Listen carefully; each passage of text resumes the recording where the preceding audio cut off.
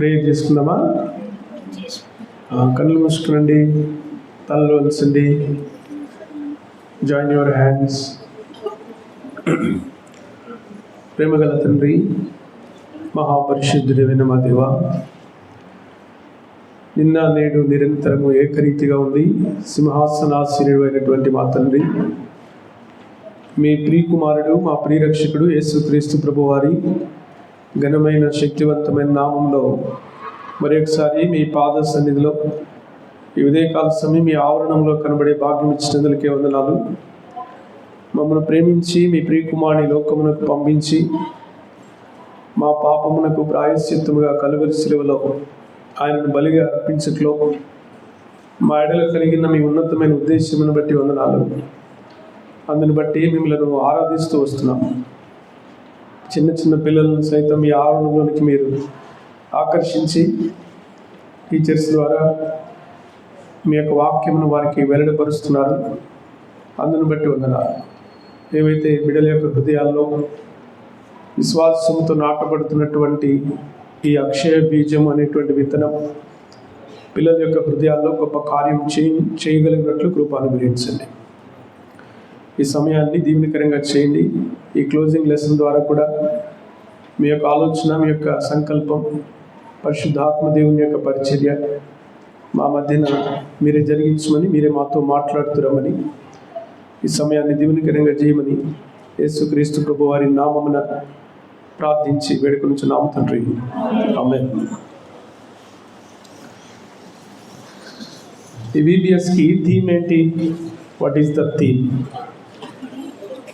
A good soldier of lord Jesus Christ.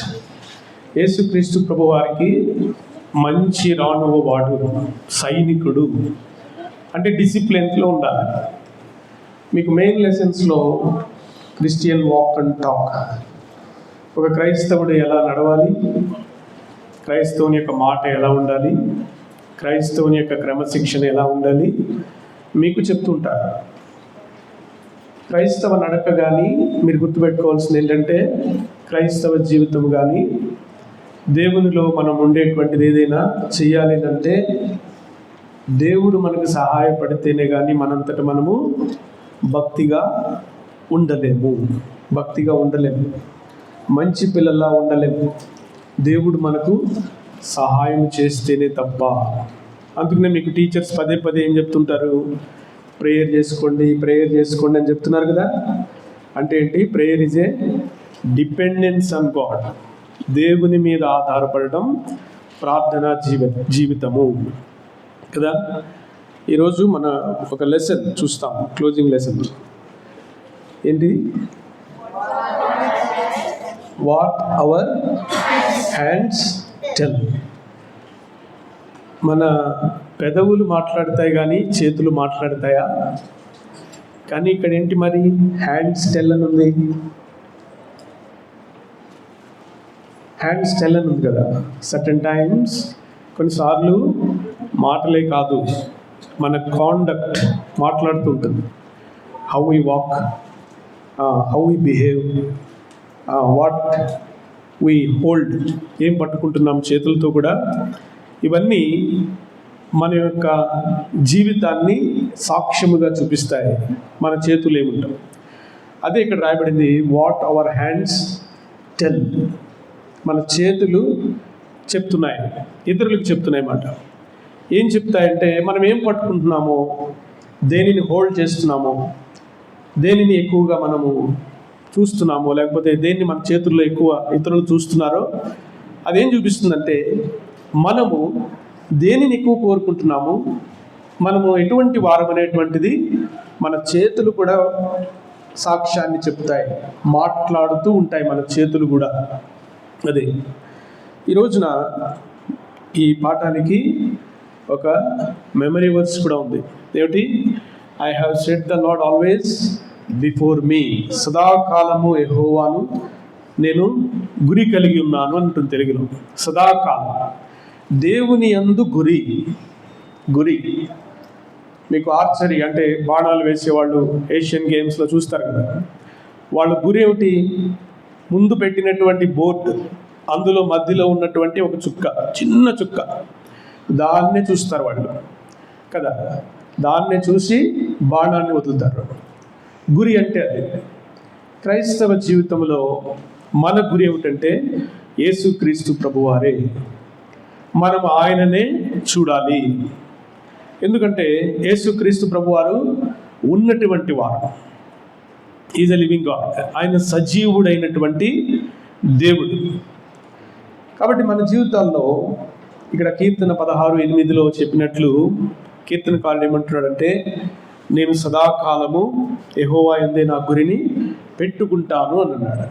ఇది మనకేం నేర్పిస్తుందంటే, మనము కూడా ఆ దైవజనుని వలె ఆయన ఎలాగైతే సాక్ష్యం చెప్తున్నాడో, నేను పెట్టుకుంటాను, నేను నా దేవుణ్ణి గురిగా పెట్టుకుంటానని ఆయన చెప్తున్నాడో, మనం కూడా అలా ఉంటే మన జీవితం దీవెనకరంగా, ఆశీర్వాదకరంగా ఉంటుంది. ఈ రోజున మన లెసన్ నేమ్ ఏమనుకున్నాము? What our hands tell. Bible గ్రంథంలో కొందరు వ్యక్తులు తాము దేన్నైతే పట్టుకున్నారో అది వాళ్ళ యొక్క జీవితాన్ని, వాళ్ళ యొక్క కాండక్ట్ను, లేకపోతే వాళ్ళు ఎటువంటి వాళ్ళో చూపించేదిగా ఉంటుంది. చేతులతో ఏమి పట్టుకున్నారో. యేసుక్రీస్తు ప్రభువారు శరీరధారిగా ఈ లోకంలో ఉన్నప్పుడు ఆయన ఎంతమంది శిష్యుల్ని ఏర్పాటు చేసుకున్నారు? 12 మంది. 12గురిలో ప్రథముడు ఎవరు? ఫస్ట్ ర్యాంక్ ఎవరిది? పేతురు. Very good. పేతురుది ఫస్ట్. ఈ పేతురు ఆయన యొక్క ఆక్యుపేషన్ ఏమిటి? ఫిషర్మెన్. ఎప్పుడైనా ఫిషర్మెన్ చూసారా మీరు? ఎంత స్ట్రాంగ్గా ఉంటారు, వాళ్ళ యొక్క చేతులు ఎంత పని చేస్తాయి, ఎంత రఫ్గా ఉంటాయి, బలంగా ఉంటాయి. పేతురు చాలా బలవంతుడు అనమాట. ఏజ్డ్ పర్సన్ అయినప్పటికీ మంచి బలంతో ఉన్నటువంటి వ్యక్తి. యేసుక్రీస్తు ప్రభువారి 12 శిష్యుల్లో ఒక్కడు ఆయన. యేసుక్రీస్తు ప్రభువారి ప్రక్కనే ఉన్నటువంటి వ్యక్తి. ఒకసారి యేసుక్రీస్తు ప్రభువారు అన్నారు, నేను ప్రాణం పెట్టడానికి వచ్చాను కాబట్టి నేను సిలువకు అప్పగించబడతాను, నేను ప్రజలందరి కొరకు ప్రాణం పెడుతున్నాను అని చెప్పినప్పుడు ఈ పేతురు బలమైన వాడు కదా, ఏమనుకున్నాడంటే, ప్రభువా, ఎవ్వరు విడిచిపెట్టేసినా నేను మాత్రం నిన్ను విడిచిపెట్టను, నీతో పాటు చెరసాల అంటే జైలుకైనా వచ్చేస్తాను, ప్రాణమైనా పెట్టేస్తాను అన్నాడు కదా. యేసుక్రీస్తు ప్రభువారు అన్నారు, సీమోను సాతాను మిమ్మల్ని పట్టి గోధుమ వలె జల్లించుటకు కోరుకొనెను గాని నీ నమ్మిక తప్పుకోకున్నట్లు నేను నీ కొరకు వేడుకుంటిని అని యేసుక్రీస్తు ప్రభువారు చెప్పారు. పేతురు ఎటువంటి వాడో పేతురుకు తెలియదు, కానీ యేసుక్రీస్తు ప్రభువారికి సమస్తమును తెలుసు. మనం ఎలాంటి వాళ్ళమో మనం ఏదో అనుకుంటూ ఉండవచ్చు, లేకపోతే మన పేరెంట్స్కి వేరే ఇమేజ్ ఉండొచ్చు, మీ స్కూల్లో మీ టీచర్స్కు మీ గురించి వేరే అభిప్రాయం ఉండవచ్చు. కానీ దేవుడు మన విషయమై ఖచ్చితంగా ఎరిగినటువంటి వాడు. మన నోటిలో నుంచి మాట రాకమునుపే ఆయన ఎరిగినటువంటి వాడు. అంత జ్ఞానవంతుడు దేవుడు. పేతురు గురించి ప్రభువుకు తెలీదా? వెంటనే ప్రభు ఏమన్నారంటే, రేపు కోడి కుయ్యక మునుపు ముమ్మారు నీవు నన్ను ఎరుగనని చెప్పేస్తావు అన్నాడు. ఎరుగనని చెప్పేస్తావంటే పేతురు అనుకున్నాడు, నేను అలా ఎందుకు చెప్తాను, నేను చాలా బలవంతుడిని అనుకున్నాడు. యేసుక్రీస్తు ప్రభువారిని పట్టుకోవడానికి గెత్సెమనే తోటకు ప్రధాన యాజకులు కొందరు బంటులను పంపించారు. బంటులను పంపించినప్పుడు వాళ్ళు ప్రభువుని పట్టుకోవడానికి వస్తే పేతురు దగ్గర ఏముంది? కత్తి ఉంది కదా. కత్తి తీసి పట్టుకున్నాడు. ఇప్పుడు తనకు బలం ఉందనుకుంటున్నాడు కదా. ఈ బలంతో కత్తి పట్టుకుని వచ్చిన వాళ్ళందరినీ కూడా కొట్టేస్తాను అని అనుకున్నాడు. యేసుక్రీస్తు ప్రభువారు, నీ కత్తిని వరలో పెట్టుము, కత్తితో జీవించేవాడు కత్తితోనే చనిపోతాడు. కత్తి ఉంది, బలం ఉంది, తాను ప్రభు కొరకు తన బలంతో నిలబడాలి అనేటువంటి ఆలోచనలో పేతురున్నాడు. అయితే ప్రభు బంధించబడడానికి అనుమతించుకున్నారు. ఆయనకు సంకెళ్ళు వేసేశారు. ఒళ్ళంతా కూడా ఈ సంకెళ్ళతో బంధించారు. ఒక నేరస్తుని వలె సైనికులు ఆయన్ను లోపలికి తీసుకెళ్ళిపోయారు, ప్రధాన యాజకుడు ఉన్నటువంటి స్థలానికి. వెనకాల పేతురు కూడా వెళ్ళాడు. వెళ్ళి అక్కడ చలి కాచుకుంటుంటే వాళ్ళ మధ్యన ఉన్నాడు. ఇప్పుడు ఇంతకు ముందు కత్తి పట్టుకున్నాడు కదా, ఇప్పుడు అక్కడ ధైర్యం ఏమైపోయింది? ఇక్కడ ధైర్యం లేదు ఆయనకి. చలి, చేతులు చల్లగా అయిపోయాయి భయానికి కదా. మీకు కూడా భయం వేస్తే చేతులు చల్లగా అయిపోతాయి కదా. ఇప్పుడు అక్కడ మంటగా ఉంటే చలి కాసుకోవడానికి అక్కడ ఉన్నాడు. 3 సార్లు చెప్పాడు కోడి కూస్తున్నప్పుడు, ప్రభు నాకు తెలియదు, ఆయన ఎవరో నాకు తెలియదు, నేను ఆయనతో లేను, నాకు ఆయనకు సంబంధం లేదని చెప్పాడు. మన యొక్క జీవితంలో పాఠం ఏమిటంటే, మనుష్యుల భయాన్ని బట్టి కొన్నిసార్లు మనం ప్రభువు బిడ్డలమని చెప్పలేకుండా ఉంటాం, ప్రభువు కొరకు ఉండలేకపోతుంటాం. పేతురు మనకు నేర్పిస్తున్నటువంటి పాఠం ఏమిటంటే, తన బలం మీద ఆధారపడి ప్రభువుతో ఉండటము, ప్రభువుకు సాక్షిగా తన బలంతో ఉండాలనుకున్నాడు, కానీ వీలు కాలేదు. తర్వాత సంతాపపడి ఏడ్చాడు. ప్రభువు పేతురు వైపు ఒక కరుణా చూపు చూశారు. పేతురు సమకూర్చబడ్డాడు. తర్వాత గొప్ప వ్యక్తి అయిపోయాడు. కన్నీళ్లు పెట్టిన వ్యక్తే తర్వాత సువార్తల తర్వాత ఒక పత్రిక రాసి ఆయన ఏమన్నాడంటే, చెప్పన సఖ్యమును మహిమాయుక్తమైన సంతోషము గలవారమై ఆనందించుచున్నాం. 1 పేతురు 1:10 పేతురు రాశాడు.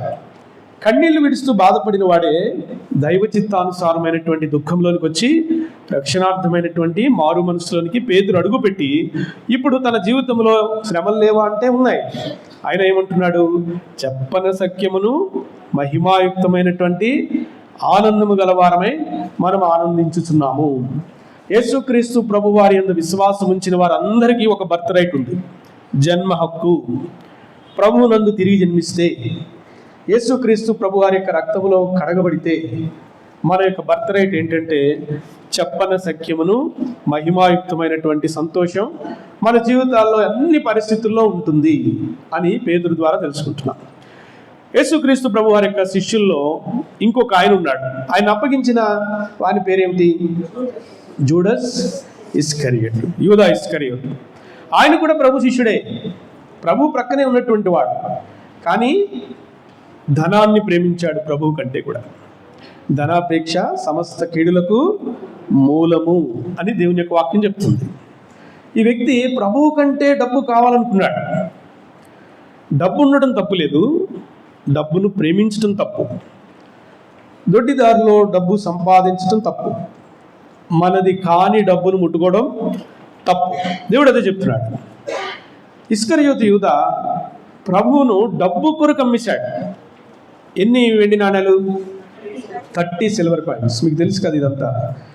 30 వెండి నాణాలు బార్గెన్ చేస్తున్నాడు, ఇంకా ఎక్కువ కావాలని ప్రధాన యాజకుల దగ్గర. వాళ్ళు ఏమన్నారు?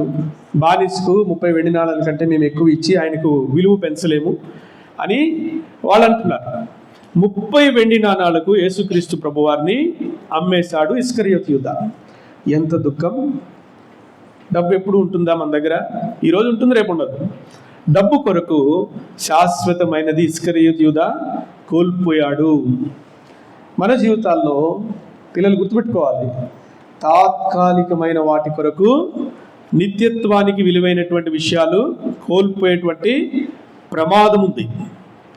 ఏది నిత్యమైనది? దేవుడు నిత్యమైన వాడు, దేవుని రాజ్యము నిత్యమైనది, దేవుని దగ్గర మనము ఉండేటువంటి ఆ రాజ్యము నిత్యమైనది. అది పునాదులు కలిగినటువంటి రాజ్యం, అది మారనటువంటి రాజ్యం. దానికి ఎప్పుడు కూడా మార్పు అనేటువంటిది ఉండదు. నిశ్చలమైన రాజ్యము అని బైబిల్ గ్రంథంలో ఆ రాజ్యాన్ని గురించి ఒక మాట ఉంది. ఈ లోకములో తాత్కాలికమైనవి అన్నీ ఉంటాయి, లోకమంతా తాత్కాలికమైనదే, కానీ దేవుని విషయాలు నిత్యమైనవి. ఎందుకనంటే దేవుడు నిత్యమైన వాడు. God is eternal. దేవుడు నిత్యము ఉండేటువంటి వాడు. ఇస్కరియోతు యూదా డబ్బు కొరకు ప్రభువును కాదన్నాడు. పేతురు మనుష్యుల భయంతో ప్రభువును కాదన్నాడు. ఇదే సందర్భంలో యేసుక్రీస్తు ప్రభు వారిని సిలువ వేయక మునుపు కూడా ఇవన్నీ కూడా ఒకే ఇన్సిడెంట్లో జరిగినటువంటి విషయాలు. పేతురు చిన్నపిల్లల దగ్గర కూడా ప్రభు ఎవరో నాకు తెలియదని భయముతో ప్రభువుని ఎరగనని చెప్పాడు. ఇస్కరియోతు యూదా డబ్బును ప్రేమించి ప్రభువు నా వాడు కాదు అన్నాడు. కాబట్టి ధనాపేక్ష సమస్త కీడులకు మూలం. కొందరు దాన్ని ఆశించి తమ్మును తాము పొడుచుకునిరి అని బైబిల్ గ్రంథంలో ఉంది. అంటే అర్థం ఏంటి? ధనాపేక్ష మనిషిని బ్రతికించదు, చంపివేస్తుంది, దుఃఖంలో ఉంచుతుంది. దేవుడిచ్చే సంతోషములో డబ్బు ఎంత మాత్రము ఉంచదు. డబ్బు వలన సంతోషము కలుగుతుందా? ఏదో కలుగుతుంది అనుకుంటారు, కానీ కొంత క్షణిక మాత్రమే ఉంటుంది. కానీ దేవుడిచ్చే సంతోషం నిత్యం ఉంటుంది. యేసుక్రీస్తు ప్రభువారు సిలువ వేయబడక మునుపు ఇంకొక ఆయన ఏం చేశాడంటే, పిలాతు అనేటువంటి గవర్నర్ ఉన్నాడు. ఆయన ఏం చేస్తున్నాడు? గిన్నెలో నీళ్లు తీసుకుని తన చేతులు కడుక్కుంటున్నాడు. ఎందుకు కడుక్కున్నాడు చేతులు? చేతికి మట్టి అంటుకుందనా? కాదండి. ఎవరు చెప్తారు? యేసుక్రీస్తు ప్రభువారిని సిలువ వేస్తున్నప్పుడు ఈ దోషము నాది కాదు, నాకు చెందదు అని నేను చేతులు కడిగేసుకుంటున్నాను, నాకు ఈ దోష శిక్ష నాది కాదు అని చేతులు కడుక్కుంటున్నాడు. ఒక వ్యక్తి పాపము నీళ్లు కడుగుతాయా? ఏమండి, రోజు మనం చేతులు కడుక్కుంటాం కదా, రోజు బాతింగ్ చేస్తాం. పాపం పోతుందా నీళ్లతో? నీళ్లు కడుక్కుంటే పాపం పోదు. ప్రభు యొక్క రక్తం, పరిశుద్ధమైనటువంటి దేవుని రక్తమే మన పాపమును తీసివేస్తుంది.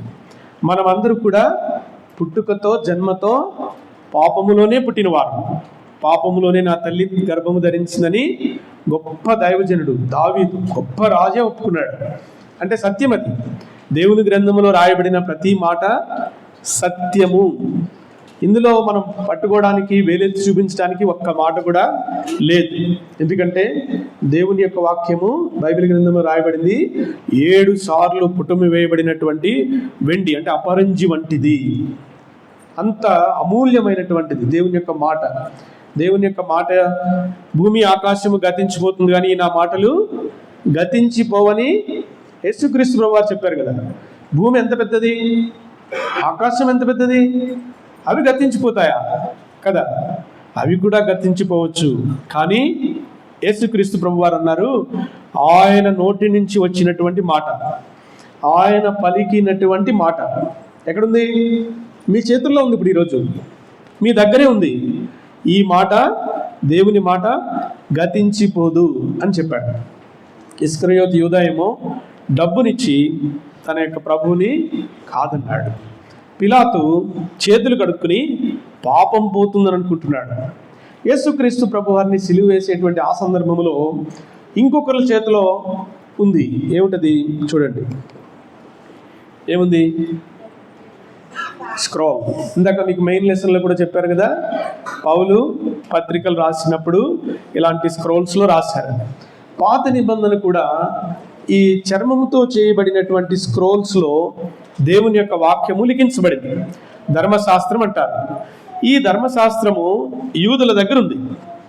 ధర్మశాస్త్రం వాళ్ళు యేసుక్రీస్తు ప్రభువారిని సిలువ వేయడానికి పూనుకున్నప్పుడు వాళ్ళు ఏ నేరం మోపారంటే, ఈయన దేవదూషణ చేయుచున్నాడు, దేవుని కుమారుడని చెప్పుకొనుచున్నాడు. ఇంకా ఏమని చెప్తున్నారంటే, మా పితరుడైనటువంటి సొలొమోను ఎన్నో సంవత్సరాలు కష్టపడి ఆలయాన్ని కడితే ఈయన దాన్ని కూల్చేస్తే 3 రోజుల్లో కట్టేస్తానంటున్నాడు అని ఆయన మీద చెప్పారు. అంటే ఆయన శరీరమును దేవాలయమును గురించి ఆయన ఈ మాట చెప్పారని యేసుక్రీస్తు ప్రభువారు తిరిగి లేచిన తర్వాత, సమాధిని గెలిచి మరణాన్ని గెలిచి తిరిగి లేచిన తర్వాత శిష్యులకు ప్రభువు చెప్పినటువంటి మాట అర్థమైంది. వీళ్ళు ధర్మశాస్త్రం పట్టుకున్నారు కదా, ధర్మశాస్త్రం అంటే మళ్ళీ బైబిలే పట్టుకున్నారు. వీళ్ళు కూడా పట్టుకుని ఇందులో ఉన్నటువంటి మాటతోనే చూస్తున్నారు. ఇందులో ఉన్నటువంటి మాట రాయబడింది ఇలాగే ఉందని మానవ ఆలోచనతో చూస్తున్నారు. మానవ ఆలోచనతో బైబిల్ అర్థం కాదు. మీరు సొంతంగా దీన్ని అర్థం చేసుకుందామని కూర్చుంటే మీకు తప్పు ఆలోచనగా వస్తుంది, మీరు తప్పుగా గ్రహిస్తారు, లేకపోతే లేని దాన్ని ఉన్నదనుకుంటారు. దేవుడే మనకు ఆయన రాసినటువంటి మాటలు మనకు అర్థం చేయాలి. వీళ్ళేమనుకున్నారంటే అక్షరములో ఇలా ఉంది కాబట్టి ఇదే అని అనుకున్నారు. అది కాదు. అక్షరము దేవుని యొక్క వాక్యంలో చెప్తుంది, అక్షరము చంపుతుంది, అయితే ఆత్మ జీవింపచేస్తుంది. There is a life behind this God's word. దేవుని వాక్యమే. కానీ ఈ వాక్యము వెనుకాల ఏముంది చెప్పండి? లైఫ్. నా మాటలు ఆత్మయు జీవమునైనాయని అని యేసుక్రీస్తు ప్రభువు వారు చెప్పారు. మాటలు ఉన్నాయి, మాటల్ని మాటల్లా తీసుకోవడానికి లేదు. అందుకే చాలా మందికి అర్థం కాక ఏమనుకుంటున్నారంటే ఇలా ఉంది కదా, అలా ఉంది కదా అనుకుంటున్నారు. అందుకని బైబిల్ను ఆత్మలోనే మనము గ్రహించగలం. దేవుడు వివరిస్తేనే మనకు బైబిల్ గ్రంథం అర్థమవుతుంది. యేసయ్యను అడిగితేనే, ఆయన మనకు అర్థం చేస్తేనే బైబిల్ మనకు అర్థమవుతుంది. మీలో కొందరు రోజు ప్రార్థన చేసుకుంటున్నారు అని చెప్పారు ఇందాక నేను అడిగినప్పుడు. అవునా? మీరు రోజు ప్రార్థనలో ఒక మాట అడగాలి, ప్రభువా నీవు బైబిల్లో, నా దగ్గర ఉన్న బైబిల్ మీరు ఇచ్చింది, ఇందులో మీరు చెప్పినటువంటి మాటకు అర్థం ఏంటి కదా. మనంతటా మనం అర్థం చేసుకుంటే వేరేలాగా అనుకుంటాం. మనకి ఈ వాక్యాన్ని అర్థం చేసుకునేంత జ్ఞానము కానీ తెలివితేటలు కానీ లేవు. దేవుడే మనకు బోధించాలి. వీళ్ళు ఏమనుకున్నారంటే అక్షరాన్ని అక్షరంగా చూస్తున్నారు. ఇలా ఉంది కదా, ఇలాగే ఉండాలంటున్నారు. ఇలా ఉంది, కానీ ఆ ఉన్న వెనకాల ఆత్మ ఏం చెప్తుంది, సత్యం ఏం చెప్తుందో వాళ్ళకి తెలియక యేసుక్రీస్తు ప్రభువారిని సిలువ వేయండి అని అరిచారు. బైబిల్ గ్రంథంలో రాయబడింది, వారి కేకలే గెలిచెను. అందుకని పిలాతు కూడా చేతులు కడిగేసుకున్నాడు, నాకు సంబంధం లేదని. మరి దోషం పోతుందా నేనుతో కడుక్కుంటే? ఏమండి, పాపం పోతుందా? పోదు. యేసుక్రీస్తు ప్రభువారి యొక్క రక్తమే. ఈ సందర్భములో మనం ఏం చూసాం? పేతురు తన బలమును ఆశ్రయించి దేవుని విషయంలో తప్పిపోయాడు. ఇస్కరియోతు యూదా డబ్బును ఆశించి ప్రభువును అప్పగించేశాడు. పిలాతు నీళ్లతో కడుక్కుని పాపం పోతుందని అనుకుంటున్నాడు. ఇవన్నీ వారి సొంత ఆలోచనలు. యూదులు ఏమనుకుంటున్నారంటే మాకు ధర్మశాస్త్రం ఉంది, ఇది సరిపోతుంది అనుకుంటున్నారు. కానీ ధర్మశాస్త్రంలో దేవుడు ఏం చెప్పారో అది ఎరుగక పొరబడుతూ ఉన్నారు. వాళ్ళకి అర్థం కాలేదు. ఇదే సందర్భంలో మనం చివరికి వస్తే ఏమిటివి? ఎవరి చేతులు ఇవి? యేసుక్రీస్తు ప్రభు వారి యొక్క చేతులు కదా. ఏమున్నాయి ఇక్కడ? మేకుల యొక్క రంధ్రాలు ఉన్నాయి. వాటిని నేను చూస్తేనే కానీ నమ్మను అని ఎవరు చెప్పారు? Doubting Thomas. తోమా. మీరు పేరు పెట్టేశారా డౌటింగ్ థామస్ అని? తోమా ఏమన్నాడంటే ఆ చేతి వేళ్లలో, ఆ గాయాలలో నేను వేలు పెడితేనే కానీ నమ్మను అన్నాడు. దేవుడు తన కుమారుణ్ణి లోకమునకు ఎందుకు పంపించారనంటే మన నిమిత్తమై ప్రాయశ్చిత్త బలిగా తన్ను తాను అప్పగించుకోవడానికి. పిలాతు వలె పళ్ళెంలో చేతులు కడుక్కుంటే పాపం పోతుంది అనుకున్నాయి. లేకపోతే మనుషులు ఆలోచించిన విధంలో పద్ధతిలో పాపం పోతే దేవుడు ఈ లోకానికి దిగి రావాల్సినటువంటి ఆవశ్యకత లేదు. మనుషుని యొక్క సొంత ప్రయత్నాలు ఏ మనిషిని పాపం తీసివేయలేవు. మనిషిని యొక్క సొంత ఆలోచనతో నా పాపం ఇలా చేస్తే పోతుంది కదా అని మనం అనుకుంటే పొరబడినట్లే. కేవలం శిలువ రక్తము ద్వారా మాత్రమే మానవాళ్ళందరికీ పాపక్షమాపణ. ఎందుకు? దేవుడు జగత్తు పునాది వేయబడక మునిపే తన యొక్క మనసులో శిలువను గురించి ఆలోచించాడు. ఎప్పుడు? Before the foundations of this world. జగత్తు పునాది అంటే ఇంకా భూమి లేదు, ఆకాశం లేదు, నక్షత్రాలు లేవు, గ్యాలక్సీస్ లేవు, ఏమీ లేవు. ఇన్ ద బిగినింగ్ దేవుడు, యేసుక్రీస్తు ప్రభువారు, పరిశుద్ధాత్మ దేవుడు ఉన్నప్పుడు దేవుని యొక్క మనస్సులోనే ఇలాగా 2000 సంవత్సరాల క్రితం ఆయన ప్రియకుమారుని లోకమునకు పంపించాలని ఆయన ఇష్టపడ్డాడు. ఎన్ని సంవత్సరాలు యేసుక్రీస్తు ప్రభువారి భూమి మీద ఉన్నారు? 33.5. 33.5. మీరందరూ ఇంగ్లీష్ మీడియం కదా, 33.5 అని చెప్పలేకపోతున్నారు. 33 వరకు ఆగిపోయారు. 33.5 సంవత్సరాలు, 33.5 years యేసుక్రీస్తు ప్రభువారు అందరికీ కనబడి చేసినటువంటి పరిచర్య ఎన్ని సంవత్సరాలు? 3.5 years కదా, 3.5 సంవత్సరాలు. యేసుక్రీస్తు ప్రభువారు ఎన్ని సంవత్సరాలు రహస్యంగా ఉన్నారు? 30 సంవత్సరాలు. యేసుక్రీస్తు ప్రభువారు 30 సంవత్సరాలు జీవితము, ఆ మొత్తం 30 సంవత్సరాల జీవితంలో ఒక్క సందర్భమే బైబిల్ గ్రంథంలో రాయబడింది. ఒక్క సందర్భం 30 yearsలో. ఏంటది? Very good. 12 సంవత్సరాలప్పుడు యేసుక్రీస్తు ప్రభువారు ఎక్కడ కనబడ్డారు? దేవాలయములో కనబడ్డారు. మీలో చాలామంది 12 years ఏజ్ వాళ్ళు ఉన్నారు. దేవుని మందిరాన్ని ప్రేమించాలి. దేవుని మందిరాన్ని ఎందుకు ప్రేమించాలి? ఏదో బిల్డింగ్ ఉంది కదా, ఇక్కడ ఏదో చాలామంది వస్తున్నారు కదా, కాదు. దేవుని సన్నిధి దొరుకుతుంది. ఎందుకు దేవుని మందిరంలో దేవుని సన్నిధి ఉందంటే, దేవుని ప్రజలు వస్తారు. దేవుని రక్తములో, ప్రభు అయిన యేసుక్రీస్తు వారి రక్తములో కడగబడిన వారికి ఉంటారు కాబట్టి, వారి మధ్య ఎక్కడ 2-3 నా నామమును కూడి ఉంటారో వారి మధ్యన నేను ఉంటానని ప్రభు చెప్పాడు.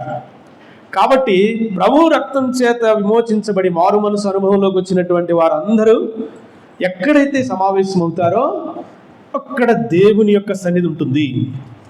God's presence will be there. అందుకనే నీ మందిరమును గురించి, నీ ఇంటిని గురించినటువంటి ఆసక్తి నన్ను భక్షించుతున్నది. అంటే యేసుక్రీస్తు ప్రభు వారికి దేవుని ఇల్లు అంటే ఎంత ఇష్టం అంటే అంత ఇష్టం. 30 సంవత్సరాల ఆయన జీవితంలో ఒక్క ఇన్సిడెంట్ రాయబడింది. 12 సంవత్సరాల వయసులో ఆయన దేవాలయంలో అక్కడ శాస్త్రుల మధ్య కూర్చుని ధర్మశాస్త్రం ఉపదేశించు వారితో మాట్లాడుతూ, తర్కించు, వారికి ప్రశ్నలు వేస్తూ, వాళ్ళు చెప్పినవి వింటూ దేవాలయంలో ఉన్నారు. కాబట్టి యేసుక్రీస్తు ప్రభు వారి యొక్క జీవితంలో 30 సంవత్సరాల జీవితంలో దేవునికి ఒక్క ఇన్సిడెంట్ రాయడానికి ఇష్టపడ్డాడు. దేని గురించి? దేవుని ఆలయంలో యేసుక్రీస్తు ప్రభు వారి గురించి. మన యొక్క జీవితంలో కూడా దేవుని ఇంటిని ప్రేమించాలి, దేవుని ఆలయమును ప్రేమించాలి. ఎందుకు? దేవుని యొక్క బిడ్డలు దేవుని యొక్క ఆలయంలో అనగా సంఘములో, చర్చ్లో ఉంటారు కనుక. యేసుక్రీస్తు ప్రభు వారు ఈ లోకమునకు పంపించబడినప్పుడు చూడండి, 1 యోహాను 4:10 మనము దేవుని ప్రేమించితమని కాదు, తానే మనలను ప్రేమించి మన పాపములకు ప్రాయశ్చిత్తముగా ఉండుటకు తన కుమారుణ్ణి పంపెను. ఇందులో ప్రేమ ఉంది. దేవుడు నన్ను ప్రేమిస్తున్నాడా అని మీలో ఎవరికైనా ప్రశ్న వస్తే దానికి జవాబు ఏంటంటే క్రాస్. ఖచ్చితంగా దేవుడు నిన్ను ప్రేమిస్తున్నాడు. దేవుడు మనకు ఫ్రీ విల్ ఇచ్చాడు. అంటే ఏంటి? స్వయం చిత్తం. నాకు కావలసింది నేను కోరుకోవచ్చు, మీకు కావలసింది మీరు కోరుకోవచ్చు. God never touches your free will. ఆయన ఇచ్చింది నీ స్వచిత్తం. నువ్వు ఏం కోరుకుంటావో అది నీకు ఇస్తాడు. నాకు యేసు ప్రభు వారు వద్దు అని నువ్వు అంటే ఆయన నిన్ను బలవంతం చేయడు. నాకు యేసు ప్రభు వారిని గురించినటువంటిది ఏమి వద్దు, నాకు ఇది వద్దు, నాకు బైబిల్ వద్దు, నాకు రక్షణ వద్దు అని అనుకుంటే ఆయన ఏం బలవంతం చేయడు. కానీ దేవుడు బైబిల్ గ్రంథంలో మాట్లాడుతూ సూచనిస్తున్నాడు, మీ ముందు నేను ఆశీర్వాదమును శాపమును ఉంచాను. అంటే దేవుడు 2 పెట్టాడు. నరకం ఉంది, పరలోక రాజ్యం ఉంది. కానీ ఇప్పుడు ఏమంటున్నాడు?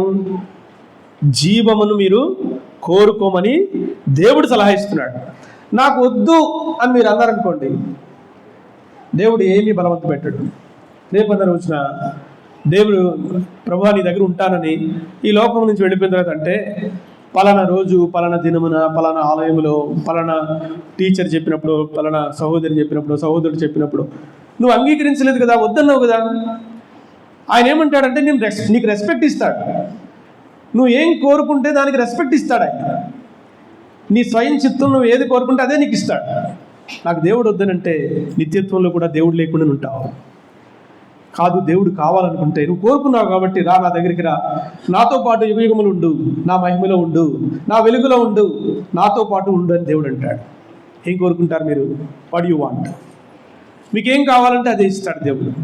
మన స్వయం చిత్తం మీద ఆయన ఏది కూడా బలవంతం చేయడు, కానీ సూచన ఇస్తాడు. సైన్ బోర్డ్, దేవుడు ఒక సూచన మన కొరకు ఉంచుతాడు. ఇప్పుడు నేను వాక్యం చెప్తున్నాను కదా, నేను మీకు ఒక సూచన వంటి వాడను. అంటే మీకు ఒక దిక్సూచన నేను చూపిస్తున్నాను.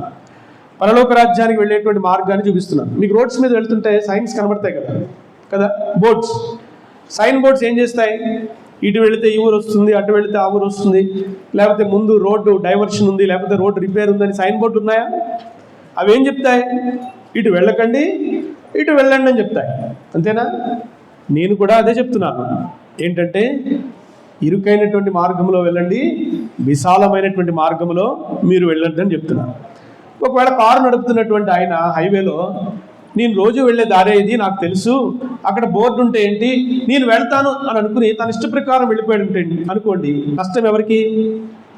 ఆ కారు ఆయనకే కదా, ఆ బైక్ ఆయనకే కదా. స్పీడ్గా వెళ్ళొద్దు, యాక్సిడెంట్ ప్రోన్ జోన్ అని రాశారనుకోండి, నేను వెళ్ళిపోయాను అనుకోండి, చూసి కూడా వెళ్ళిపోతే ఏమంటారు ఆ వ్యక్తిని?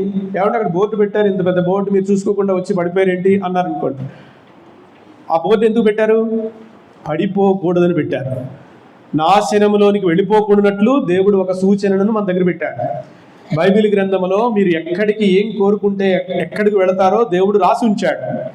కాబట్టి జీవమును కోరుకుంటే, యేసుక్రీస్తు ప్రభువారిని కోరుకుంటే, శిలువలో ఆయన కార్చినటువంటి అమూల్యమైనటువంటి రక్తములో పాప క్షమాపణ ఉందని ఎంతమంది అయితే విశ్వసిస్తారో, ఎందరూ తనను అంగీకరిస్తారో వారందరికీ దేవుని పిల్లలకైనా అధికారము అనుగ్రహించాడు. కాబట్టి విశ్వసిస్తే, చిన్న విషయమే, అడిగితే నాకు కావాలి యేసుక్రీస్తు ప్రభువారిని కోరుకుంటే ఆయన మీ హృదయంలోనికి వస్తాడు. పేతురు గురించి చూశాం కదా, తర్వాత సమకూర్చబడ్డాడు. ఇస్కరియోతు యూదా కూడా కన్నీళ్లు పెట్టాడు. నిరపరాధ రక్తమును అప్పగించి నేను పాపము చేసి తినన్నాడు. డబ్బును ప్రేమించాడు, నాశనం అయిపోయాడు. పిలాతు నీళ్లతో పాపమును కడుక్కోవాలనుకున్నాడు, నీళ్లతో పాపం కడగబడదు.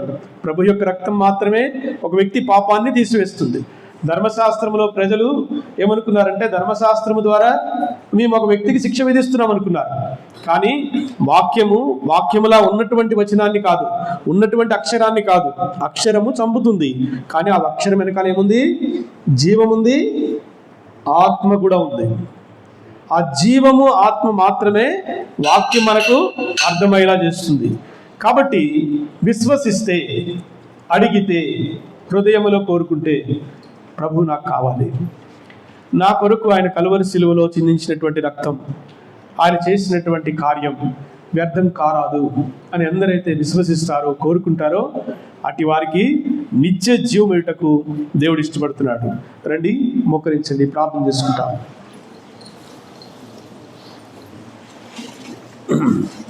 ప్రేమగల తండ్రి, మహాపరిశుద్ధుడు అయిన మా దేవ, యేసుక్రీస్తు ప్రభువారి అతి శ్రేష్టమైన ఉన్నతమైన నామంలో ఈ ఉదయకాల సమయం ప్రియమైనటువంటి బిడ్డలు, చిన్న చిన్న పిల్లలను మీ ఆలయమునకు వారిని మీరు ప్రేమించి తీసుకొచ్చారు.